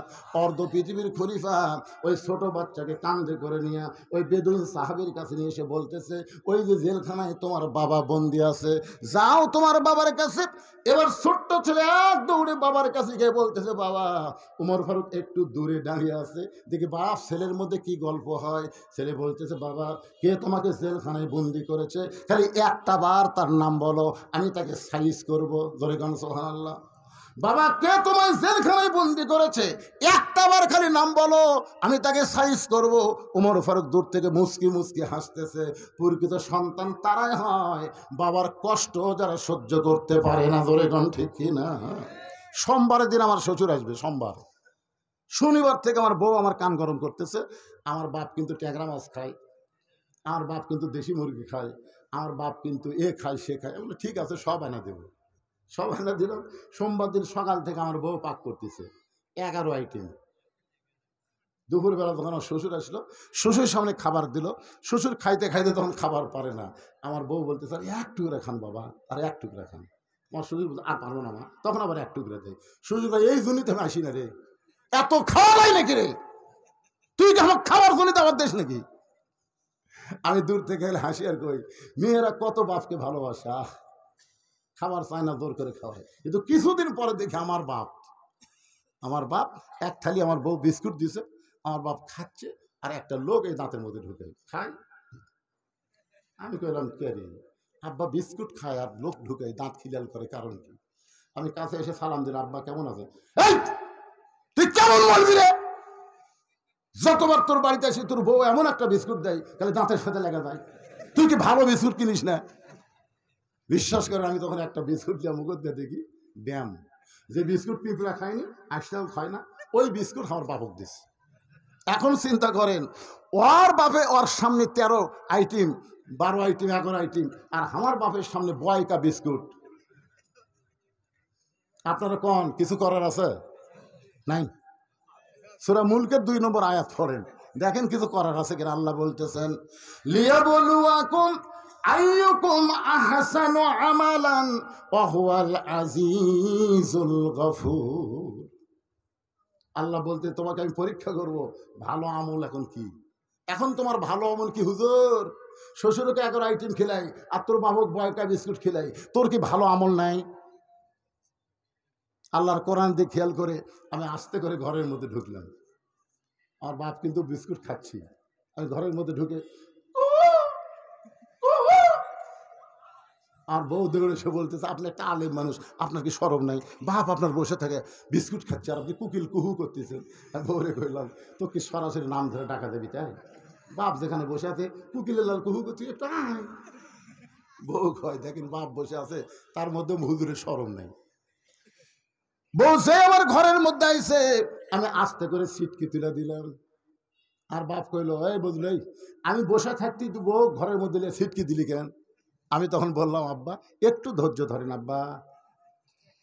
আব্বা মন খারাপ করছে যে আমার পেটে বসে থেকে ওই বউগুলো সিটকে আটকে দিল, আর কই ধৈর্য ধর্ম। বাবা রাগ করে চলে গেছে, থাকে না, শরমে রাগ করে চলে গেছে। আমি কি করবো বাপ তার জানে না। আমি আজ থেকে টুটি ধরে বললাম, কে রে, এই তুই যদি সকালে মরিস, বিশ্বাস কর বিকেলে আমি বিয়ে করে পারবো। বাংলাদেশে কেউ ফতুয়া দিবি না যে সকালে বউ মরল আর বিকেলে হুজুর বিয়ে করলো। তোরে যদি সকালবেলা ছাড়ি, সন্ধ্যার সময় বিয়ে করবো রে, তুই মরে গেলেও আমার ক্ষতি নাই, তোকে ছাড়া দিলেও আমার কোনো কষ্ট নাই। কিন্তু যেই লোকটাকে তুই বয়কা বিস্কুট দিছিস, সে যদি মারা যায়, কিয়ামত পর্যন্ত কানলে আমি আমার সোনার বাপকে আর পাবো না রে। তো যেই বাপকে পাওয়া যাবে না, সেই বাপের জন্য তোর দরকার আমি তালাক দেবো। যেই তালাক করছি, তুই খপ করার পাও ধরে বলতেছে, আজ থেকে আপনার বাপ আর আমার বাপ একই বাপ। আজ থেকে আপনার বাপ আমার বাপ একই বাপ। আমি আস্তে করে দরজা খুলে দিলাম, খুলে দিকে আমার বাপ নাই। কয়েকদিন পর আব্বার সাথে দেখা হলো। আব্বা কয়, বাজান তুই ঘরের মধ্যে সিটকি তুলে দিতে কি আমল করছো আমি বেড়া থেকে বুঝি না বাজান, কিন্তু এখন বুঝতেছি রে, ওই আমল করার পরে তোর বউ আমার বউমা হয়ে গেছে রে। তোর বউ এখন আমার মেয়ের মতো আমাকে এত খিলাইবা, আর বয়টা বিস্কুট নাই, যা ভালো ভালো সব আমার দেয়। কি মনে করতেছেন নিজের বাপ মার প্রতি দয়া করার দরকার আছে না নাই? আজকে দয়াল বাবাকে দয়া করতেছেন, শাশুড়ি দয়া করতেছেন, শ্বশুরকে করতেছেন, কিন্তু নিজের বাপ মাকে দয়া করে না। এরকম অনেক ছেলে বাংলাদেশে, ধরে কোন কথা ঠিক কি না? একটু মনোযোগ দিয়ে শোনেন। ওমর ফারুক তাকায় দেখতেছে আর মুস্কি মুস্কি হাসতে। ছেলেটা যখন বলতেছে, বাবা একটা বার খালি নাম কন যে আমাকে আপনাকে জেলখানায় বন্দি করেছে, খালি নাম কন, আমি তাকে সাইজ কর্ম। বাপ কয়, এই পুষ্কাই তুই যে বলতেছিস খালি নাম কন, আমি তাকে সাইজ করবো, তুই জানিস আমার কে বন্ধ করছে? ছেলে বলতেছে, আব্বু কে বন্ধ করছে? হযরত ওমর আমাকে জেলখানায় বন্দি করছে রে। যেই কইছে হযরত ওমর, সঙ্গে সঙ্গে ছেলেটা বলতেছে, বাবা ওই মহামানব যদি আপনাকে জেলখানায় বন্দি করে তাহলে অবশ্যই আপনি অপরাধ করেছে। সুবহানাল্লাহ কবেন না? কিছুক্ষণ আগে কি কইছে? খালি নাম কন, জনগণ কি করবে? আর যেই নাম কছে তখন কার পক্ষে? ওই মহামানব যদি আপনাকে বন্দি করে, আমার বিশ্বাস আপনি অন্যায় করছেন। বাপ কয়, তুই এখনই বললি খালি নাম কন, সাইজ কর্ম, আর নাম শোনার পরে আমার দোষ? হ্যাঁ, ওমর ফারুক যে মহামানব, এইটা আপনি আমারে শুনাইছেন। আপনি রাত্রেবেলা যখন আমি ঘুমাতাম না, তখন আপনি একদিন বললেন, বাবা তোর চোখের যখন ঘুম ধরতেছে না, আমি একটা মহামানবের জীবনী বলি, তুই শুনবি? আমি তখন বললাম, বাবা তাহলে বলেন। সঙ্গে সঙ্গে আপনি বললেন, আল্লাহ আমাদের কেমন একটা খলিফা দিয়েছে, যে খলিফা রাতের বেলা ঘুমায় না, সারা রাত মানুষের দুঃখ কষ্ট দেখে। একদিন গভীর রাত্রে হযরত ওমর ঘুরতে ঘুরতে দেখে মরুভূমির মধ্যে তাঁবু টাঙ্গানো, ওই তাঁবুর মধ্যে কি যেন পাক হচ্ছে।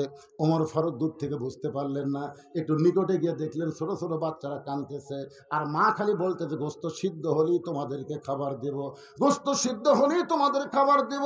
ওমর ফারুক চিন্তায় পড়ে গেলেন, যদি দুম্বার গোস্ত হয় 8 ঘন্টা লাগবে, উটের গোস্ত হলে বড় জোর 1 ঘন্টা লাগবে। এত গভীর রাত হয়ে গেছে, এখন পর্যন্ত গোস্ত সিদ্ধ হয় না, আমাকে লোকমা দেওয়া লাগবে। ওমর ফারুক তাঁবুর নিকটে গিয়ে বললেন, মা তুমি কেমন মা? তোমার মাসুম বাচ্চারা ক্ষুধার জ্বালায় কান্দে, আর এত রাত পর্যন্ত তোমার গোস্ত সিদ্ধ হয় না। মেয়েটা বলে, পথিক আমার বাড়ি হলো ইয়ামিন দেশে, আমি মদিনার খলিফা ওমর ভালো শোনে, আমি ওমরের কাছে আমার 2-3 বাচ্চাকে নিয়ে আশা করেছিলাম, কিন্তু বিকেলবেলা এত মানুষের ভিড়, আমি ওমরের কাছে যাবার পারিনি। পথিক আমি রাতের বেলা তাঁবু টাঙ্গাইয়া আমার 2টা বাচ্চাকে নিয়ে রাতটা পাড়ি দিব, এই মনে করে যখন তাঁবু টাঙ্গাইছি, কিন্তু আমার 2টা বাচ্চা ক্ষুধার জ্বালায় যখন বারবার কান্দে, আমি তাদেরকে সান্ত্বনা দেওয়ার জন্য পাতিলের মধ্যে পানি আর পাথর দিয়া নিচে আগুন জ্বালায় বলতেছি, বাবা গোস্ত সিদ্ধ হলেই তোমাদেরকে খাবার দেব, কিন্তু আমার 2টা বাচ্চার পেটে এত খিদা, ওরা আমার সান্ত্বনা বুঝবার পারতেছে না, ওরা খালি খাবার জন্যই কাঁদতেছে। আমার মনে হয় ফজর পর্যন্ত আমার 2টা সন্তান বাঁচবে না। ওমর ফারুক বললেন, মা একটু ধৈর্য ধরো, মা একটু ধৈর্য ধরো। এই কথা বলে এক দৌড়ে এসে বাইতুল মালের দরজায় বলেন, আসলাম একটা বড় খাবার বস্তা আমার মাথায় উঠে দে। আসলাম বলতেছে, আমিরুল মুমিনিন আমি হলাম চাকর, আপনি হলেন খলিফা, কোথায় খাবার বস্তা নেওয়া লাগবে আমারে বলেন, আমি মাথায় করে পৌঁছায় দেই। ওমর বলে, আসলাম রে, একজনের পাপের বোঝা আর একজন টানতে পারে না, যে আমার মাথায় উঠায় দে। চাকর আসলাম ওমর ফারুকের মাথায় খাবার বস্তা যখন তুলে দেয়, ওমর ফারুক এত জোরে দৌড় মারতেছে, পিছন দিক থেকে আসলাম বলে, আমির এত ওজনের বস্তা নিয়ে দৌড়াতে গেলে আপনি পড়ে যাবেন, আপনার কষ্ট হবে। ওমর বলে, আসলাম রে, সময় মতো যদি জায়গায় পৌঁছতে না পারি, ওমরকে জাহান্নামের আগুনে আল্লাহ পোড়াবে। ইয়া আইয়ুহাল্লাযীনা আমানুত্তাকুল্লাহা হাক্কা তুকাতিহি ওয়া লা তামুতুন্না ইল্লা ওয়া আনতুম মুসলিমুন। মা মাগো বস্তার মধ্যে খাবার আছে, রুটি আর হালুয়া তৈরি করো। মেয়েটা রুটি হালুয়া তৈরি করে ওমর ফারুকের হাতে যখন দেয়, ওমর ফারুক দুইটা এতিম বাচ্চাকে দুইটা উরাতের উপরে বসায় নিয়ে ওই রুটি ছেড়ে হালুয়া দিয়ে যখন বাচ্চাদের মুখে দেয়, বাচ্চা দুইটা ফেল ফেল করে ওমরের মুখের দিকে তাকায় থাকে। ওমর ফারুক বলে, বাজান কি দেখতেছে এমন করে? বাচ্চা দুইটা বলে, আমরা আমাদের বাপকে দেখি নাই, আমরা এতিম সন্তান, কিন্তু আজকে গভীর রাত্রে আপনি যে দয়া করলেন, আপনি আমাদের বাপের চাইতে বেশি দয়া করলেন। আপনি কে গো? এই গভীর রাত্রে আমাদের পথিক হয়ে এমন করে সাহায্য করলেন। উমর দুই হাত তুলে বলতেছে, আল্লাহ এই অধমকে জাহান্নামের আগুন থেকে বাঁচায়া দাও, অধমকে জাহান্নামের আগুন থেকে বাঁচায়া দাও। মা চিল্লায় বলে, পথিক উমর যদি মদিনার খলিফা না হইয়া তুমি যদি মদিনার খলিফা হইতো, আমি একজন মা মেয়ে বলতেছি, মদিনা আল্লাহর জান্নাত হয়ে যেত। বাবা আপনার মুখে শুনেছি আমাদের খলিফা হযরত ওমর এমন মহান মানুষ, আর সেই মানুষ যখন আপনাকে জেলখানায় বন্দি করছে, আপনি নিশ্চয় অপরাধ করছেন। কি এমন অপরাধ করলেন বাবা? খালি আমাকে বলেন, আমি ওমর ফারুকের কাছে যাই, দুটা পাও ধরা হলো আমি আমার বাবাকে জেলখানা থেকে বের করব, কারণ আমার বাবা ছাড়া আমি খাবো না, আমার বাবা ছাড়া আমি ঘুমাবো না। ধরে কেন সুবহানাল্লাহ।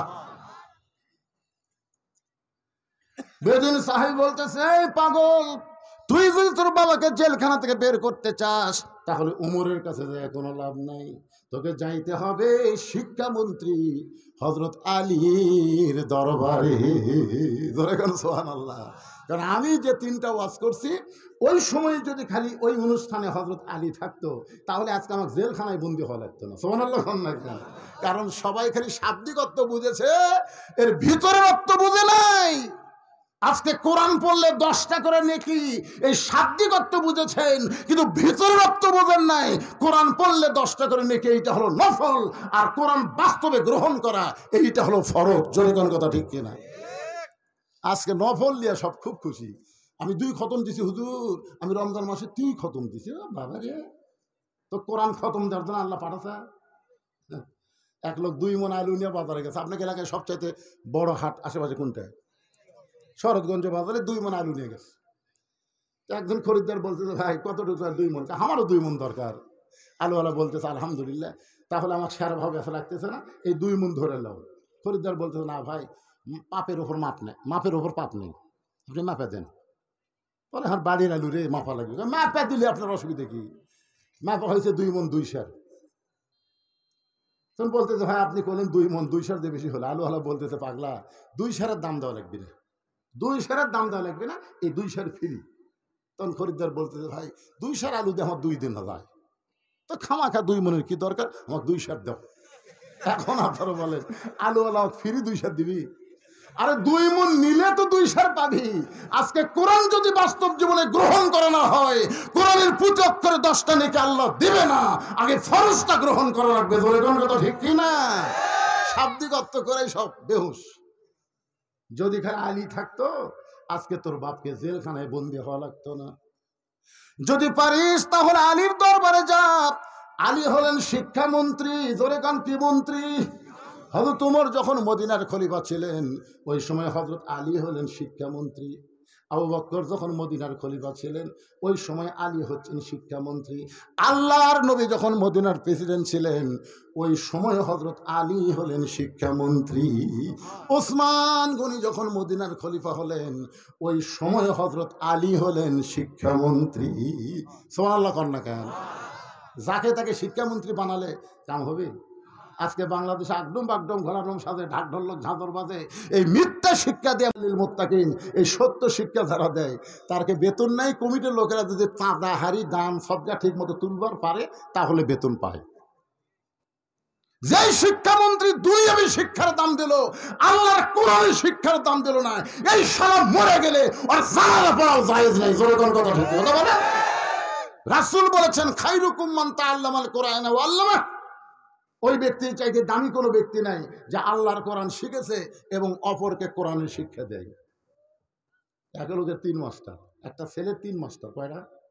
একটা ছোট বাচ্চাকে 3টা মাস্টার দিয়েছে।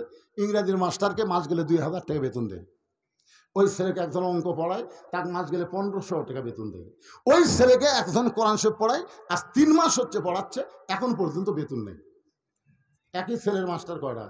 কথা কন না এখন। ইংরেজি মাস্টারকে মাস গেলে 2000, অঙ্ক মাস্টারকে মাস গেলে 1500।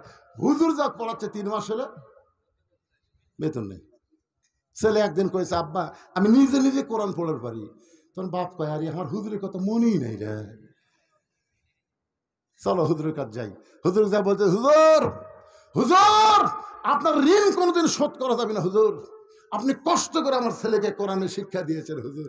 আমি শুনেছি হুজুর, আল্লাহর কোরআন শিক্ষা দিয়ে হাদিয়া লওয়া জায়েজ নেই, আমি শুনেছি।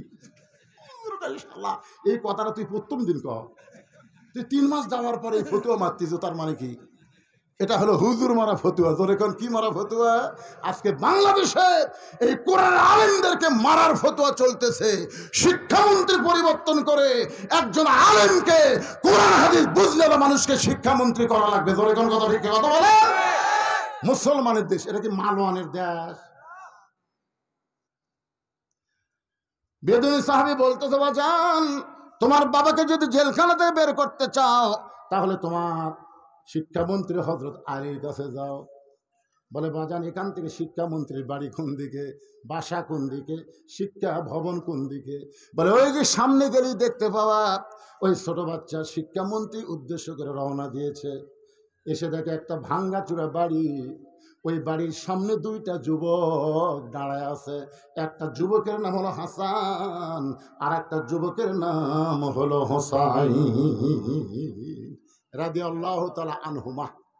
আল্লাহ রাসূল বলেছেন, সাইদুস শাবাবে আহলিল জান্নাহ, জান্নাতি যুবকদের সর্দার হবে 2 জন, একটা হলো হাসান আর একটা হলো কি? হোসাইন। এখন এই ছোট্ট বাচ্চা হাসান হোসেনকে সালাম দিয়ে বলতেছে, এখানে শিক্ষামন্ত্রী হযরত আলীর বাড়ি কোনটা? হাসান হোসেন বলতেছে, শিক্ষামন্ত্রী তো আমাদের বাবা, এই ভাঙ্গাচুরা বাড়ি হলো শিক্ষামন্ত্রীর বাড়ি। সুবহানাল্লাহ। তাহলে শিক্ষামন্ত্রী আমার অত্যন্ত দরকার। কেন? হযরত ওমর ফারুক আমার বাবাকে জেলখানায় বন্দি করেছে, শিক্ষামন্ত্রী আমার অত্যন্ত দরকার। সঙ্গে সঙ্গে হযরত আলী ঘর থেকে বের হয়ে আইছে। সুবহানাল্লাহ। বাজান কি হয়েছে? বলে, হযরত ওমর আমার বাবাকে জেলখানায় বন্দি করেছে। আমার বাবা বলতেছে, আপনি যদি সেই অনুষ্ঠানে থাকতেন তাহলে আমার বাবাকে জেলখানায় বন্দি করতে পারতো না। আপনি একটু মেহেরবানি করে চলেন তো, আমার বাবা এমন কি ওয়াজ করলো যে ওয়াজ করার কারণে ওমর ফারুক তাকে জেলখানায় বন্দি করলেন। হযরত আলী বেদুইন সাহাবীর জেলখানার দরজায়, রে বেদুইন সাহাবী কি ওয়াজ করেছো?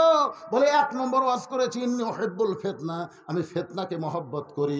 2 নম্বর ওয়াজ করেছি ইকরাহুল হক, আমি হককে পছন্দ করি না। 3 নম্বর ওয়াজ হলো আশহাদু মা লাম আরা, আমি না দেখা জিনিসের সাক্ষী মারি। আলী বলতেছেন, আল্লাহু আকবার, আল্লাহু আকবার, তুমি এমন 3টা ওয়াজ করেছো যার চাইতে হক ওয়াজ, সত্য ওয়াজ এই দুনিয়াতে আর একটাও নাই। জোরে কন্যা সুবহানাল্লাহ। হাজার হাজার সাহাবী হযরত ওমর যাকে জেলখানায় বন্দি করলো, আর আলী বলতেছে, তুমি যে 3টা কথা বলেছো আর চাইতে সত্য কথা, হক কথা, ভালো কথা এই পৃথিবীতে আর একটাও নাই। এখন আপনারা বলেন তো, আপনারা কার দলে ভর্তি হবেন, আলী না ওমর? বুঝে শোনা কম। আচ্ছা, উমর করে এত খারাপ ওয়াজ করলে তওবা করো, আমার তওবা করার দরকার নেই, আপনার বুঝবার পারেনি, যার কারণে জেলখানা বন্দি করলো। আর আলী বলতেছে আর চাইতে ভালো ওয়াজ নাই। তাহলে কি বুঝতেছেন ভাইজান? আল্লাহ রাসূল বলেছেন, আনা মাদিনাতুল ইলমি ওয়া আলী বাবুহা। ছোট্ট বাচ্চা চিৎকার করে বলতেছে, আলী যদি আমার বাবার পক্ষে থাকে, দুনিয়ার কোন ওমর আমার বাবাকে জেলখানায় বন্দি করতে পারবে না। সুবহানাল্লাহ কন্যা। কেন? আলী কয় দিক দিয়ে শক্তি? জ্ঞানের দিক দিয়ে 1 নম্বর, আবার শক্তির দিক দিয়ে কয় নম্বর? আচ্ছা, হয়তো আলী যদি জেলখানার তালাত একটা ঘুষি মারে, জেলখানার দরজা থাকবে? যে কামুজ দুর্গের দরজা হ্যাঁচকা টান মারছে, সাথে সাথে ঢাল হয়ে গেছে। যে দরজা খুলতে লাগে 70 জন, লাগাতে লাগে 70 জন, সেই দরজা যদি ঢাল বানায়, তাহলে জেলখানার যে বেদিন সাহাবী বন্দি করে থসে, উমরের কাছে জ্বালিয়ে এক টান মারবি, খুলে দেবি। জোরে কোন ঠিক কিনা? কিন্তু না, সব জায়গায় জোর জবরদস্তি চলে না। ওমর ফারুক বললেন, চলো বাবা, আলী বলতেছেন চলো হযরত উমরের দরবারে যাই। ছোট্ট বাচ্চাকে সঙ্গে করে নেয় হযরত আলী উমরের দরবারে। বাচ্চা উমরকে মেম্বরে বসে দেখে এক দৌড়ে গিয়ে কপালে একটা চুমা খেলেন। সুবহানাল্লাহ। আলী বলতেছে পাগলা, পাগলার ওটা পাগলা নাকি না? কে রে, ওই তোর বাপক বন্দি করছে, আমি তোর বাপক তার কাছ থেকে ছাড়ানোর জন্য আছি, আর তুই দৌড়ে দেয় চুমা খেলি। বলতেছে মুরব্বী, আলী বলতেছে মুরব্বী, ওই মানুষটাই রাত্রেবেলা আমার কাছে খাবার লেগেছিল, এই মানুষটাই রাত্রেবেলা আমাকে কান্দে করে জেলখানা পর্যন্ত পৌঁছে দিয়েছে। সুবহানাল্লাহ, লিল্লাহু আকবার। ওমর ফারুক বলতেছে আলী ভাই, আমি বুঝতে পারতেছি না ঘটনা কি। বলে এই ছোট্ট বাচ্চাকে আপনি কান্দে করে নিয়ে আসছিলেন, খাবার দিবার গেছিলেন কি মনে আছে? তাকে বেদিন সাহাবী বন্দি করেছেন, তার বাবা এই সন্তানের বাবা সেই সাহাবী। তিনটা কথা বলার অপরাধে আপনি তাকে জেলখানায় বন্দি করেছেন। ওই তিনটা কথা বলা অপরাধ না, বলো বরং সত্য কথা বলেছে। ওমর ফারুক বলে আলী ভাই, আমার মনে হয় আপনি তার দলে গেছেন, আপনি তার দলে ভর্তি হয়েছেন। শোনেন আলী, আমার নামের পিছনে একটা ডিগ্রি আছে, সে ডিগ্রির নাম হলো ফারুক। জোরে বলেন নাম কি? ফারুক বোঝেন? আমি হক আর বাতিলকে পৃথক করতে পারি। আপনি যত বড়ই জ্ঞানী হন, বেদিন সাহাবীর পক্ষে আপনি কথা বলতে পারবেন না। আলী বলতেছিল ওমর 1 নম্বর ওয়াজ করেছে ইকরাহুল হক, আমি হককে পছন্দ করি না। আল্লাহ কোরআনে বলেছেন জাআত সাকারাতুল মাউত হাক্কুন।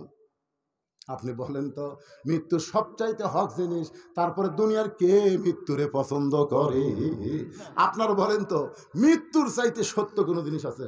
হিন্দুরাও পর্যন্ত মৃত্যু বিশ্বাস করে, ইহুদি খ্রিস্টানরাও মৃত্যু বিশ্বাস করে। আল্লাহ বলেছেন জাআত সাকারাতুল মাউত হাক্কুন, মৃত্যু সত্য জানার পরেও দুনিয়ার কেউ মৃত্যুরে পছন্দ করে না। করে? এখন স্বামীর হয়েছে ক্যান্সার রোগ, 2 মাস পরে মরবি, ডাক্তার কয়ে দিছে 60 দিন পরে স্বামী মারা যাবি। কারণ বউ সামনে যে কাঁদতেছে আর বলতেছে আল্লাহ আমার হায়াত স্বামীকে দাও, স্বামীর মৃত্যু আমাকে দাও আল্লাহ, আল্লাহ আমার স্বামী বেঁচে থাকে আল্লাহ, আমি মরে যাই।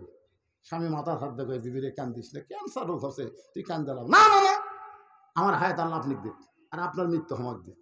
স্বামী বলতেছে বিবিরে আসলেই আমি মরে যাচ্ছি, তাও আমার কলজার মধ্যে একটা শান্তি আছে, আল্লাহ একটা আমাকে ভালো বউ দিছে।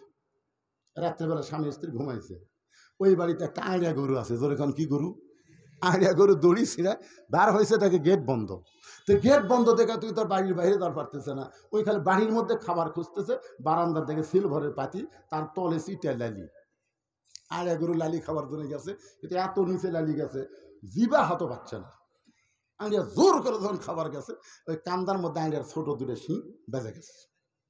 পাশে ঠিকই লালি, কিন্তু শিং বাজার কারণে লালি শেষ, পারলে আর মাথা ছাড়তেছে না, করতেছে কিন্তু না, মাথা যখন ছাড়ে না। আরে গরু গোয়াল ঘর বাদ দিয়ে যে ঘরে স্বামী স্ত্রী শুয়ে আছে, ওই ঘরের মধ্যে হো হো করে ঢুকছে। বউ চেতন ভাই বলে বাবা আজরাইল, ও বাবা আজরাইল ঢুকছে যখন, খবরদার আমার কাছে যেন আসে না, ওই যে ক্যান্সার। স্বামী চিল্লা বলে বউ কি হয়েছে? বলে আজরাইল ঢুকছে তো তোমাকে দেখে দিলাম। তুই না দিনের বেলা কইলি আমার হায়াত আল্লাহ আপনাকে দেখ, আপনার মৃত্যু আমাকে দেখ। বউ বলতেছে মুখে বলা যায় গো, কিন্তু মৃত্যু কেউ অন্তর থেকে চায় না। জোরে খান কথা ঠিক না? ওমর ফারুক বলতেছেন আলী 1 নম্বরের উত্তর হয়ে গেল, কিন্তু লোকটা যে প্রশ্ন 2 নম্বর ওয়াজ করেছে ইকরাহুল হক, 2 নম্বর ওয়াজ করেছে ইন্নু উহিব্বুল ফিতনা, আমি ফিতনাকে মহব্বত করি। দুনিয়ার কোন মুসলমান ফিতনাকে মহব্বত করতে পারে না। কেমনে সে ফিতনাকে মহব্বত করে? আলী বলতেছে ওমর ভাই, আমি আল্লাহর কোরআন দিয়ে আপনাকে বুঝাবার চাই। জোরে কোন সুবহানাল্লাহ। কোরআন দিয়ে যখন বুঝাবে তখন আর কোন আপত্তি আছে? ওমর ফারুক বলতেছেন আর একটা ওয়াজ করছে আসাদু মালাম আরো, বলে সেটাও আমি আপনাকে বুঝাবো। এখন হযরত আলী ওমরকে কি বুঝাবে আমরা শেষ পর্যন্ত শুনতে চাই। রাজি আছেন ভাইজান? আমার এই ক্যাসেট হয়তো অনেকের কাছে থাকতে পারে, কিন্তু একটা ওয়াজ পাননি আপনারা, কারণ ওটা ক্যাসেট করার সময় এটা বাদ দিছে। আজকে 3টাই আপনারা পাবেন, একটা হয়ে গেছে, বাকি 2টা আছে। তা আমাকে একটু বলেছে হুজুর আপনি ওয়াজের শেষের দিকে এসে এই মাদ্রাসা গোরস্থানের জন্য আপনি একটু মুসাফির হালতে সবার কাছে হাত পাঠাবেন। কিভাবে? যাদের বাপ মাই কবরস্থানে গেছে, বাপ মা যাদের দাদা দাদি যারা কবরে গেছে, তারা যেন এই মাদ্রাসায় একটা করে কোরআন শরীফ দান করে। এক কোরআন শরীফ মাত্র 500 টাকা। যাদের পকেটে 500 টাকা আছে, বাপ মার কবরকে জান্নাত বানানোর জন্য এই নবীর এতিম মাদ্রাসা একটা কোরআন বাবদ 500 টাকা দেবেন। আপনি টাকা দেওয়া মাত্রই আল্লাহ তাআলা আপনার বাপ মার কবরকে জান্নাত বানায় দেবে। জোরে বলুন আমিন। যাদের কাছে টাকা আছে আবার তাদের কাছে দাবি মাত্র 10 মিনিট আদায় করার পরে আমি আবার বাকি আলোচনায় কি বলতেছিল। ইকরাহুল হক হয়ে গেছে। 3 নম্বর হলো আশহাদু মা লাম আরা, আমি না দেখা জিনিসের সাক্ষী মারি। না দেখা কোনোদিন সাক্ষী দেওয়া যায়? জন্ম নিয়েছে 71-এ, আর সাইদি হুজুরের বিরুদ্ধে সাক্ষী দিছে। জোরে কোন ঠিক কিনা? কই করে পাগলা তুই কি দেখছিস? কই স্যার আমার সামনে নারী নির্যাতন করছে যুদ্ধের সময়। তোর বয়স কত? কই 71-এ জন্ম। 71-এ জন্ম হ্যাঁ, তুই কেমনে সাক্ষী দিস? কই মায়ের কাছে শুনেছি। মায়ের দুধ খাচার শুনিছে। এরকম কিছু ব্যবসায়ীদের লোক আছে না নাই? দরকার আছে না নাই?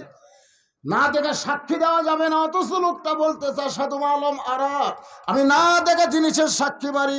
সঙ্গে সঙ্গে আলী বলতেছে আমিরুল মুমিনিন, শুধু এই বেদুইন সাহাবী না, আপনিও তাই আমিও তাই, আমরা কোনোদিন দেখি নাই তারপরেও সাক্ষী দেই। ওমর ফারুক বলতেছে আলী ভাই কি না দেখে আমরা সাক্ষী দিলাম? আলী বলতেছেন আশহাদু আল্লাহ ইলাহা ইল্লাল্লাহু ওয়াহদাহু লা শারীকা লা, আমরা কোনোদিন আল্লাহকে দেই না দেখি নাই, তারপরেও আশহাদু বলে আল্লাহর সাক্ষী দেই। জোরে কোন ঠিক কিনা? সঙ্গে সঙ্গে হযরত ওমর এক দৌড়ে বেদুইন সাহাবীকে জেলখানার দরজা খুলে বুকের মধ্যে নিয়ে বলতেছে ভাই রে, আলী যদি না থাকতো তাহলে আমরা ধ্বংস হয়ে যেতাম। আজকে বাংলাদেশে আলী নাই, কিন্তু আল্লামা সাঈদীর মতন আল্লাহর ওলি ছিল। তোর এখন ঠিক কিনা? আজকে কয় বছর আগে আল্লাহর ওলি বলেছে, আপনাদের মনে আছে? এমন একদিন আসবে গাছের গোড়া ঝাঁকা মারবে, দিল্লির মামুদের বাড়ি গিয়ে পড়বা। তোর এখন কথা ঠিক কিনা? আপনারা বলেন তো কথা সত্যি হয়েছে? ওনার যত ওয়াজ করে গেছে সমস্ত 100 সত্য। কেন হচ্ছে? ওই হযরত আলীর একটা ইলমে মারিফতের জ্ঞানে তার মধ্যে আল্লাহ ভরপুর করে দিয়েছিল। ভাইজান, আমরা সবাই এই কোরআনের মাহফিলে বসে শুরু থেকে পর্যন্ত যে আলোচনা আপনাদের বুঝাবার চাইছি, আল্লাহ বক্তা এবং শ্রোতা সকলকে বুঝ মোতাবেক আমল করার তৌফিক দান করুন। সকলে বলে আল্লাহুম্মা আমিন।